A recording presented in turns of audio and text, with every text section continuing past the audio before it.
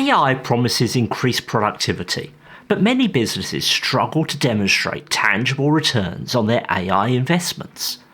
We're heading towards the end of the first full year many businesses will have had using generative AI, and for many, the question of whether or not they can show an ongoing, measurable benefit is at the core of whether early experiments become long-term, business-wide change. Answering these questions can be complicated, as where to look for that ROI may not be immediately clear. But in this video, I'm going to explore with you the key themes I rely on when working with clients to help them understand the different aspects of what will make up the benefits of AI to their business. So whether you're using Microsoft 365 Copilot or something else like ChatGPT, Gemini or Claude, let's explore together how to identify AI's benefits. But first, a quick introduction. My name is Nick DeCourcy. I'm the owner of Bright Ideas Agency, a digital transformation consulting company focused on helping smaller businesses get the best from AI. Check out the links below if you're interested in learning more about me or my services. If we consider the work of AI makers in researching the impact of their own products, the picture is rosy. Microsoft's WorkLab research over the last year has focused in on the impact of AI, giving us tidbits such as the average Copilot user saves 1.2 hours per week, or that 70% of users have found it made them more productive. But if we step away from work that is directly connected with the companies selling us these products, the picture becomes rather more nuanced. There are certainly very positive findings, like MIT research that shows AI can deliver a 40% time saving on some tasks, or a report from Boston Consulting Group I've cited here a number of times that shows a significant uptick in average performance due to generative AI. But in a 2023 article, Popular Science highlighted research from Stanford and UC Berkeley that questioned the long-term consistency and quality of outputs from LLMs. And even companies that often appear pretty bullish on AI, like McKinsey, have issued reports that highlight big challenges, like being able to maintain and scale AI programs from localized trials to having full business impacts. One thing is clear though, as highlighted by a paper on this topic from Gartner, measuring and understanding your return on investment from AI is not necessarily clear-cut and can be pretty challenging, as that return may be split across a number of different types of benefits. There are lots of approaches to looking at this, but the one I found resonates most strongly, particularly with smaller businesses I work with, is to consider three key categories of benefits we see from implementing AI. First, we see AI as a catalyst for doing more. For example, before Copilot, your average salesperson was able to shift $1,000 of widgets each day, but since you invested in Copilot, they're shifting $1,200 instead. But this may also be a little less clear-cut. Perhaps you're currently selling no more at all, but your customer satisfaction from those sales is higher. Both of these factors are likely to result in above-the-line increases, but only one will have shown up on your books yet. I've been working with a client in the consumer goods space, and their team is so small that the person taking the order will often also be the person to package it and send it out. There is definitely structural inefficiency there, but many small businesses that are on the road to scaling have similar setups. What Copilot has done for them is made the job of keeping track of, up to date with, and involved in those client communications easier, allowing busy work to get delivered more simply and reducing the whirlwind of activity that often gets in the way of getting things done. Before we consider factor 2, if you're finding this video useful, it would be great if you'd hit the like button and leave a comment to help it get in front of more interested people. Also, if you'd like to see more like this, please do subscribe to the channel.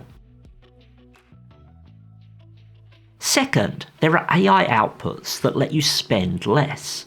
For example, perhaps you've increased the efficiency of your customer service inquiries, allowing you to not rehire a position in that team that was vacated. But again, there might be similar results that are harder to see. Like perhaps your returns rate has decreased owing to your sales team being able to spend more of their time connecting customers with the right product. Both of these impacts are contributing to your operations costing less, but only one is easily directly tied to the impact of AI. That same consumer goods small business client has also seen benefits here. With 3 Copilot licensed users, our rough estimate has been they save about 2 to 3 hours per week between them, which is low compared to the average Microsoft published. But still, this extra time has helped to make stocking and inventory easier, reducing spend and eliminating extra cash that was just sitting on shelves because it was just easier when overly busy to order more and know it would be sold at some point. Lastly, is the delivery of long-term cultural benefit. This is the most nuanced area and the one that I think is least talked about, but potentially is the most exciting to leverage. The concept here is that AI implementation has the potential to fundamentally change work to a degree that the way our team members relate to their work activities is altered, and out of that alteration comes long-term cultural realignment that is beneficial to all stakeholders involved: the business, the employees, and the customers. Some businesses have lots of data to be analysed to dial in the impact of AI, while others have far less. One place you can seek data is the metrics available in Microsoft 365 that help you understand Copilot usage, or just overall usage of the suite. But depending on your business, you might also be looking at your CRM system, your accounting records, customer surveys, or related data to understand the impact AI has had. However, while hard numerical data is undoubtedly important, we shouldn't dismiss the value of more subjective, or perhaps more fluffy, results that come from just asking our team members what they perceive as the value of using these tools. The most subjective of these potential impacts is point 3, the long-term cultural results from using AI. Let's consider what this looks like next. Before that though, if you're looking to maximise your return from Microsoft 365 Copilot, you need to focus on adopting it in the right way.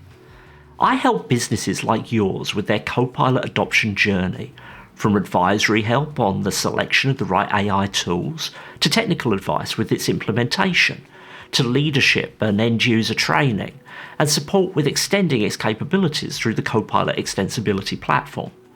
Whether you are just thinking about which AI solution to choose, or if you're already in the midst of using Copilot, I will help you to maximise your return from your investment in AI.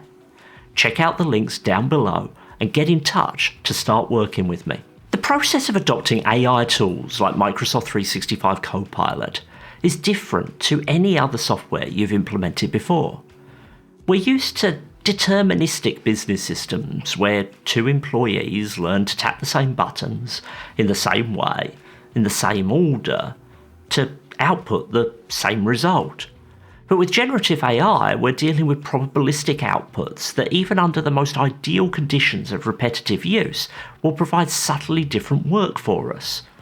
Because of this, using Copilot isn't just about muscle memory, it's about actually embracing a different way of working and determining how these tools work best for you. In a recent video, I talked about the decision point that many businesses may be coming up to about renewing Microsoft 365 Copilot. This isn't the only generative AI tool to come with an annual commitment, and with the pace of change that's going on, working out which is best might feel like a big decision. But following that video, someone recently mentioned to me that part of their approach to working out whether they will renew Microsoft 365 Copilot licenses is for their employees to make their own business case about how they use that tool. This may seem appealing, but be careful with this type of approach. Imagine if you had delivery drivers and you renewed leases on their trucks based not on the objective value of a truck to a delivery driver's work, but on the ability of each delivery driver to justify why they needed one. To treat a tool that can boost work output and efficiency as a perk that must be justified is kind of counterintuitive, and the goal should be to deliver efficient and broad usage of that tool, just as you would seek efficient and broad usage of your trucks to make deliveries. However, I do think there is a good reason to consider generative AI kind of as a perk, but maybe not how you would immediately think. In my mind, there is ample evidence at this point that if you take the time to properly deploy generative AI and point it at the right workloads, you will gain more productivity and efficiency. The big question for me is, where should these benefits accrue? We have an opportunity to redefine what work looks like by distributing the benefits we get from generative AI, not just to the business in the form of more output or less costs, but also to employees, in recognition of the fundamental problems Microsoft highlighted when it kicked off this business AI race, asserting that employees are overwhelmed and lack the time and energy to fully focus on their work. So, are happier employees ones that are more able to get off work at the right time, less distracted by the constant ping of their devices at home, or are able to focus on other responsibilities like kids or friends, actually a valid beneficial output of our investments in AI? My opinion is that undoubtedly, yes, they are. In fact, if we believe that the long-term impact of AI is that by eliminating our need to focus on busy work, the impact of talented employees amplifies, the need for all businesses to compete on how we treat our team members holistically, how we allow them to grow as individuals, respect their boundaries and care for their mental health, is all the more important. But also we should consider that happier employees are generally more engaged, and better engagement leads to more consistently and higher quality results. So if you want to see the business doing more or spending less, your focus on the cultural aspects of the implementation of AI might actually be the most important. In this regard, is AI a perk? Well, maybe not a perk, but a benefit, in the same way that, in the US at least, health insurance is also regarded as an employee benefit, because you want your employees to be able to be healthy. In the same way that employers who find ways to shirk their responsibilities in relation to health benefits or a 401k might not be seen as the best long-term places to work, employers who decide not to invest in technology that helps their employees experience better work-life balance may also not be in favour. Ultimately, I think this is potentially the most important and most interesting aspect of the returns we can see from our AI investments, but probably not the one most businesses are most readily thinking about. What do you think? How are you measuring your AI return on investment? Let me know in the comments. Thanks for watching through to the end. Until the next video, bye bye.